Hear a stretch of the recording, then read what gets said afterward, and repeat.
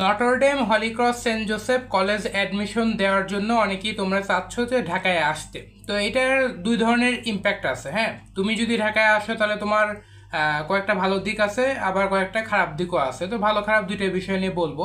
প্রথমে ভালোটা নিয়েই বলি নাকি? ভালোটা বললেই ভালো শোনায় আর কি। খারাপটা পরেই বলি, ভালোটা আগে বলি নাকি? আচ্ছা, তো প্রথমে বলি যেটা, সেটা হলো যে দেখো, প্রথমে ভালো দিক। তো কলেজ অ্যাডমিশনের জন্য তুমি যদি ঢাকায় আসো, ঠিক আছে, ঢাকায় আসো যদি, আমরাও কলেজ অ্যাডমিশন করছিলাম, তো সেই সময়টাতে আমার যে আশেপাশে যারা ফ্রেন্ড ছিল ওদের দেখে আমি বলতেছি, এবং এটা আসলে ব্যাচ ওয়াইজ সিচুয়েশন ডিপেন্ড করে, বুঝছো? যে আমরা যখন করছিলাম তখন 2022 সাল, এখন কিন্তু 2025 সাল, প্রায় 3 বছর আগের ঘটনা। এখন কিছুটা পার্থক্য হয়েছে ঘটনাতে। তো ওইভাবে তুমি তোমারটা রিলেট করে নিও, আশা করি তোমরা বুঝতে পারবা তোমাদের সাথে রিলেটেবল হলে। তো আমাদের সময় যেটা হয়েছিল যে যারা ঢাকায় আসছিল, ওরা ঢাকায় আসার পরে তোমার উদ্ভাসে বা অন্য যে কোচিং সেন্টারগুলো আছে সেই কোচিং সেন্টারগুলোতে কলেজ অ্যাডমিশন কোর্সে ভর্তি হয়েছিল। তো ওদের ক্ষেত্রে যেটা ভালো দিকের মধ্যে এরকম ছিল কি, তারা উদ্ভাসের যে ব্রাঞ্চগুলো আছে, বিশেষ করে ফার্ম গেট, সায়েন্স ল্যাব বা অন্যান্য আরও ঢাকায় আরও যে ব্রাঞ্চগুলো আছে, বকশিবাজার, মালিবাগ, এইসব জায়গায় বা আর অন্যান্য ব্রাঞ্চে, মতিঝিল, সব ব্রাঞ্চেই মোটামুটিভাবে তোমার যারা সেন্ট্রাল টিচার উদ্ভাসের, তাদের ক্লাসই বেশি পড়তো, এবং মোটামুটি ঢাকায় এই ফ্যাসিলিটিসটা ভালো ছিল। এমন না যে উদ্ভাস বা অন্য কোচিং সেন্টার বাইরে, মানে ঢাকার বাইরে ভালো টিচার প্রোভাইড করে না, তারাও করে।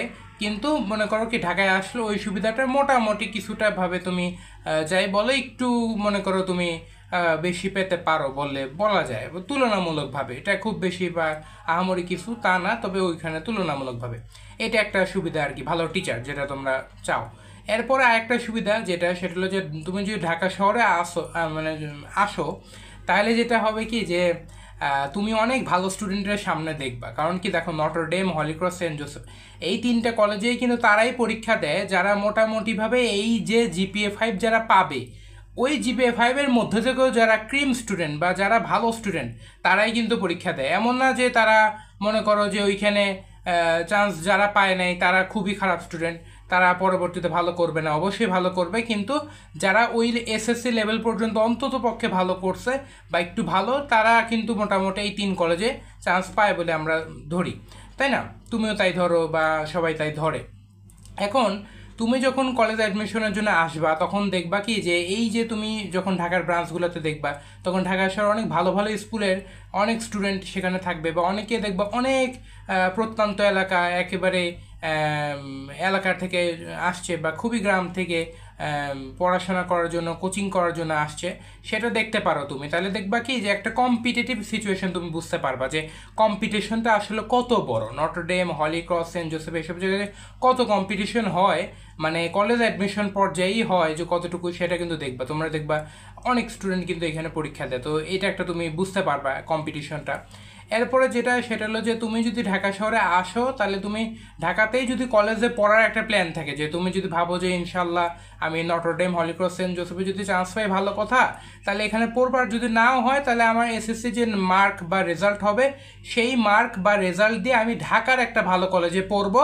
তাহলে তুমি মনে করো যে যদি ঢাকায় আগে থেকে আসো, তাহলে তুমি ঢাকার কিছু সিচুয়েশন বুঝতে পারবা। যদি হোস্টেলে থেকে পড়াশোনা করো কিংবা কোনো আত্মীয়র বাসায় পড়াশোনা করো, তাহলে দেখবো অনেক সিচুয়েশন তুমি বুঝতে পারবা যে আসলে ঢাকায় শহরটা কেমন।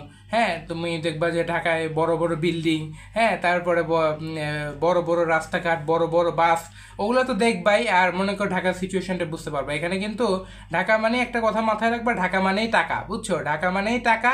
এইখানে একটা পানি খেলতে হলেও তোমাকে টাকা দিতে হবে। কেউ কিন্তু বলবে না, দয়া দেখাবে না, আচ্ছা ভাই পানি নেন, খান। হ্যাঁ, ঢাকা মানেই টাকা, এটা বুঝো। কিন্তু এটা যখন আসবা তখন বুঝবা আর কি। তো এটা একটা ব্যাপার।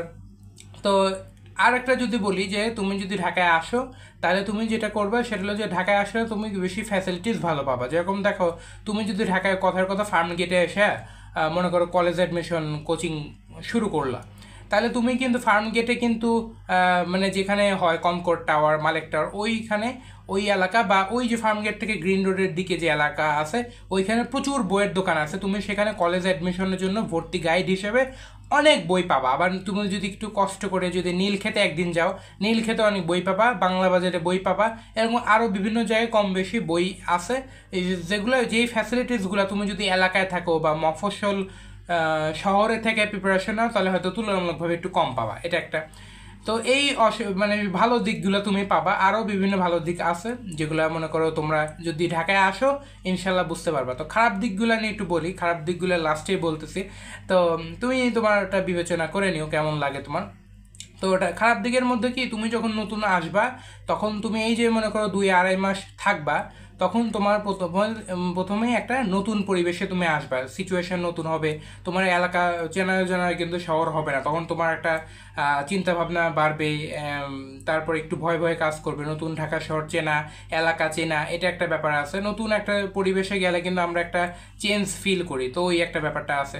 তারপরে তুমি যখন নতুন নতুন ঢাকায় আসবা, যদি তোমার অ্যাডমিশনের রেজাল্ট মনে করো অ্যাডমিশনের কলেজ ভর্তি কোচিংয়ের রেজাল্ট যদি খারাপ হতে থাকে, তখন তোমার কনফিডেন্স ডাউন করবে, তখন হয়তো তোমার পড়াশোনা ভালো লাগবে না। তারপরে আর একটা কথা, যেটা মেইন কথা বলা যেতে পারে, one of the important topics, সেটা হলো যে তুমি যখন ঢাকায় আসবা তখন কিন্তু তোমাকে তোমার ফ্যামিলিকে একটা ভালো অ্যামাউন্ট টাকা খরচ করে কিন্তু ঢাকায় আসতে হবে, এবং হোস্টেলে থাকার জন্য এই 2 মাসে মোটামুটি ভালোটা অ্যামাউন্টের টাকা লাগবে। মনে করো 20,000 প্লাস তো মিনিমাম লাগবেই। যদি কম দামি হোস্টেলেও থাকো, একটু ভালো দামিতে থাকলেও মোটামুটি 20 থেকে 25 বা 30,000 প্লাস খরচ হবে। থাকা খাওয়া ভালো মতো লিভিং কস্ট মোটামুটি খরচ হবে আর কি।